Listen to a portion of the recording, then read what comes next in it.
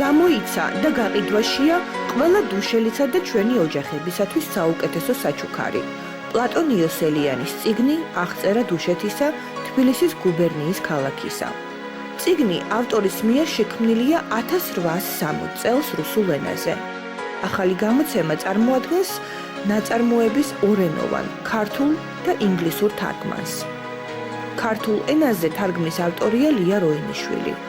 სარედაქციო ჯგუფის წევრებია რამინ რამიშვილი, გურამ გოგიაშვილი, შორენა თეთრუაშვილი. ინგლისურ ენაზე თარგმანი ეკუთვნის მარიამ ზაქარიაშვილსა და ინგა ჩხუტიაშვილს. რედაქტირება არიანე ჭანტურიასი. წიგნში უხვად არის მოცემული მე-19 საუკუნის, ასევე ახალი თანამედროვე ფერადი ფოტოსურათები.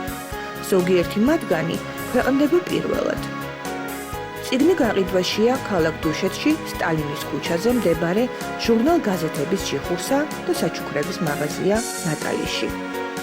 შეძენა შესაძლებელია ნაწილობრივი გადახდისა და ასევე საბანკო გადარიცხვის მეშვეობით.